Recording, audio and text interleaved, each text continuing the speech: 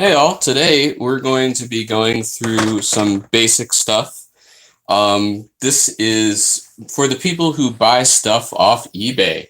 I've noticed that the games that I get are just junk. So this happens to be one of them. First thing I'm going to do, I made my own labels just because I don't want to pay $20 for somebody else's labels. So the first thing I'm going to do, oops, sorry for the camera shake there, is I'm going to take my label off.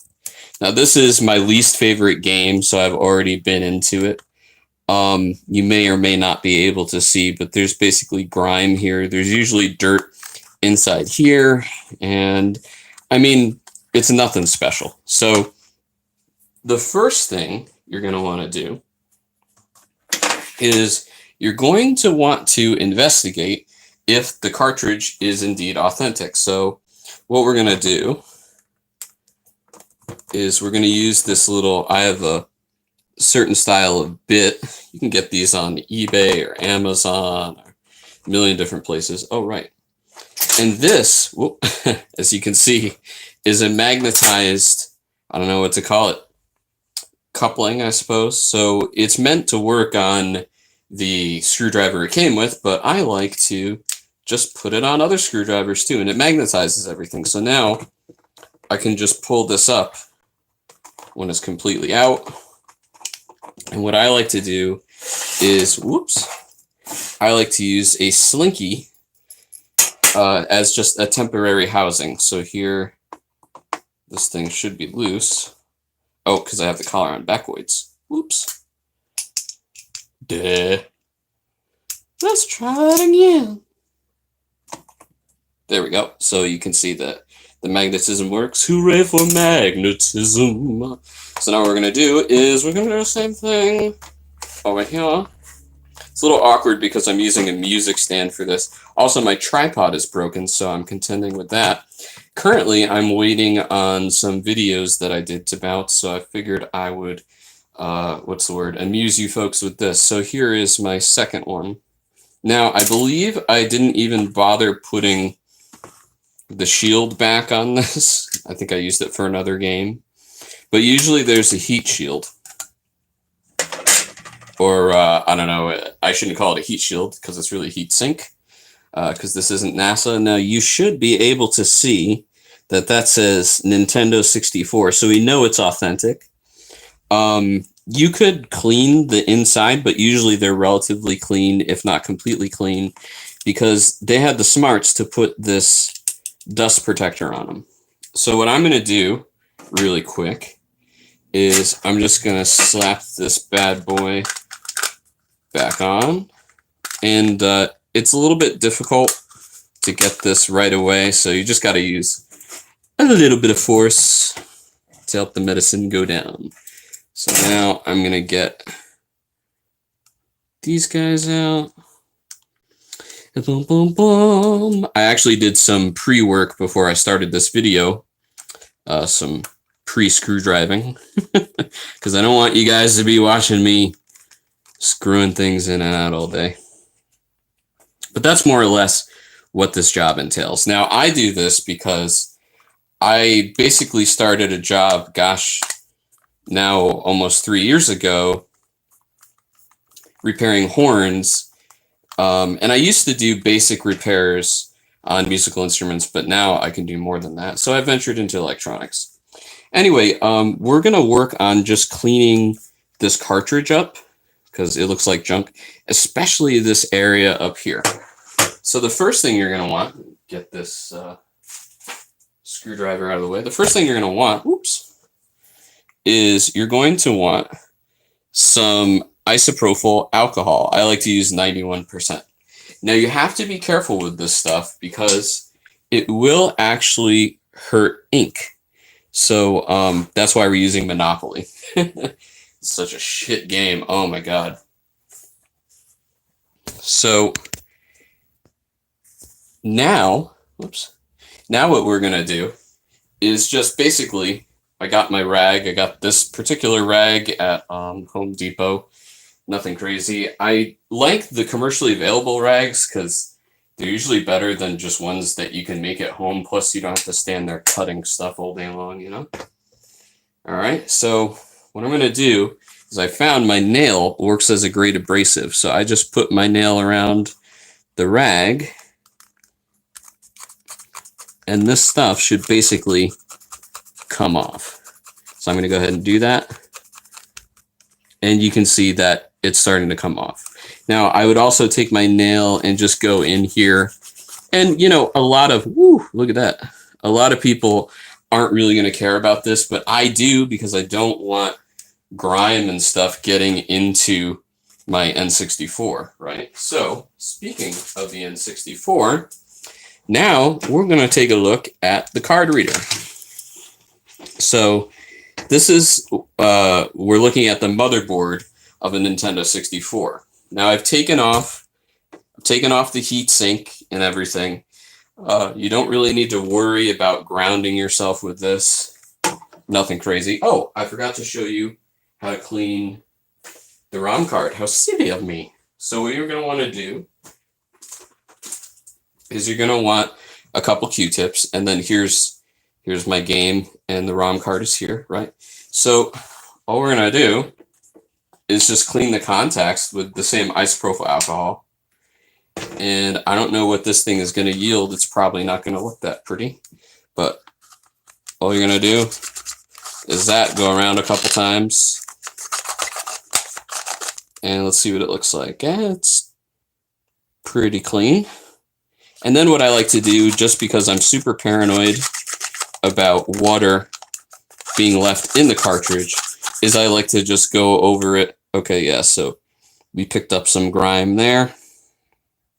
I like to go over it with a dry one, and I'm going to actually do it one more time. You should do this in a decently ventilated area. The isopropyl alcohol isn't really that much fun to inhale. Okay, so there's that.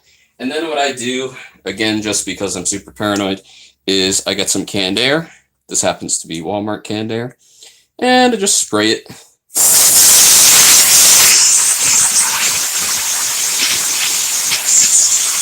On the ROM card. Basically, all that does is it just promotes the evaporation. It's 91%. I know it evaporates fast. But again, I'm just a paranoid repairman. So sometimes that doesn't do it. Sometimes your real problem is this jobby here, the card reader. So what's interesting, of course, I can't show it to you on this unit.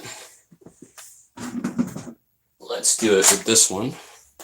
What's interesting is there was a double D drive that was supposed to go on the bottom. Now, this is the bottom of an N64, and this is another reader that would go into the drive that would go underneath the Nintendo 64. It's actually incredibly interesting. They invented essentially a disk drive. And yeah, needless to say, especially since CDs were becoming the norm then, needless to say, it was a giant failure. But yeah, they actually thought they could market a floppy disk drive with this guy. So anyway, what we're looking at is we got the CPUs right here. We got our heat sinks, right? We're not going to mess with any of this stuff. You don't have to worry about being grounded when you work on this. At least I haven't had any issues with not being grounded anyway. Although I used to get grounded a lot when I was a kid. So I've taken out the heat sinks. Basically, there's a heat sink sandwich. There's this one on the bottom, and then there's this one on the top. I haven't undone these screws because it's pointless. Although this unit, I'm having trouble with its power. So I'm going to wind up taking the motherboard out of the housing anyway. Here what I did was I don't know if you guys can see it. I've put a certain type of screw on my left, and then a different type, well, really this is an assortment of different screws on my right. And basically that's just to help me remember these screws go there, those screws go there. Pretty easy. So what we're going to do now that we've taken out all these screws is I'm going to wiggle open this guy. Yeah. And this is the card reader. So thankfully the card reader is not, soldered into the board. So this is what reads your N64 cartridge. So let's say we take monotony here. You know, this is what goes in there. Like that. So recently I had a unit that I repaired that was old. And it had just some issues with it. The biggest one was that it wouldn't load things. So, and I cleaned everything, and then I realized that there was like cat hair or something inside this thing. So you can see that dust and stuff can easily get inside this lip. Now, the other fun part is they have these little teeth, and sometimes they'll catch the, what is the word? The game. So what I do if that happens, if one, you know, ideally you want to be able to squish it back, but if it doesn't squish back, if these little teeth here keep causing you the problems, I just basically take them out. On one unit, I had this jutting out, and I wound up just cutting it off. It doesn't really affect the gameplay at all or the reading. It just may look a little weird, but nobody really notices. So anyway, what I would do is I would take this. Now remember, this is if you've tried and tried and tried with your cartridge. You're not going to want to do this right off the bat. But I would just take some canned air and do the same thing. Just run it through here. Some people will even take a credit card and wrap it with a rag and just try to get in there, which is good too. Now, the other thing you're going to want to check is be sure that your pins are all not just straight, but are all there. You could basically refer to the series of tubes we call the internet to find out how many pins are supposed to be there. The other thing you should do is also clean the board piece here. So you don't have to go crazy. Usually it's not that bad. But what I do is I take this whole thing apart, and I wind up cleaning the inside of this just, you know, with regular soap and water. The board, I use a toothbrush. This is my board cleaning toothbrush. It actually broke a while ago. And you can get toothbrushes like at the dollar store and stuff, so you don't have to go to Rite Aid and buy this stuff. It's cheap. The most expensive thing is the canned air. Second is the isopropyl alcohol. But anyway, you just take this and you just brush over everything. You can do it dry, and in certain spots, particularly here, I like to do it with a little bit of isopropyl alcohol. And of course, just to be safe, just let the thing dry overnight. Don't slam it all back together, because you may wind up trapping a little bit of water in there. Now, the heat sinks, I don't really bother cleaning that much. But, I mean, if you really wanted to, I'm sure you can find something to clean them. So, yeah, the other issue with the card reader is it has a tendency to pop out. There are, as you can see, there are 2 screw holes here. Oh, do I have it in backwards because I'm a retard? Yep, I did. Okay, so now I got them back in. So there are these 2 screw holes here. Now that's fine and dandy.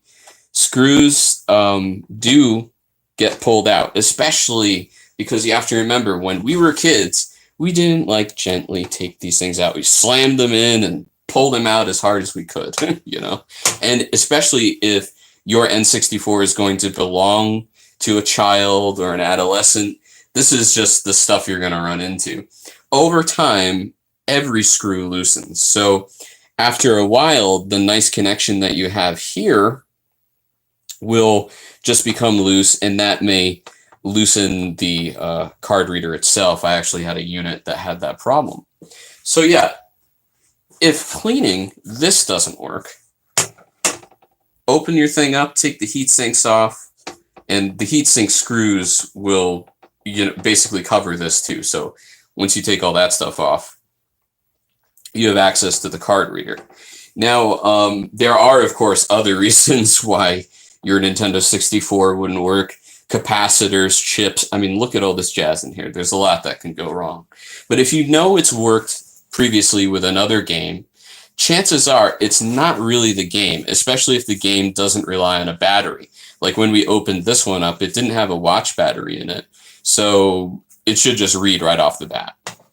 So the reason why I'm doing this is because I've come across some complaints with people that have bought a few of my games and I clean them and all that jazz, but then they say, but my N64 won't play it. And it turns out that it's a card reader problem. So that's the first thing that I point them to. This stuff does look a little scary, I know, but you can do it. It's not hard. I mean, if I can do it, then you guys can do it. I've even graduated to soldering chips on and all this other stuff. So yeah, that's the two main problems with cartridges. Will either be the reader is messed up or just dirty. Sometimes if you don't clean the cartridge, you're actually, when you insert it into the reader, you're actually introducing more dust and whatever. If you have a cat hair, if you have a dog hair, if you have a wallaby hair, and just the dust particles that are in the air.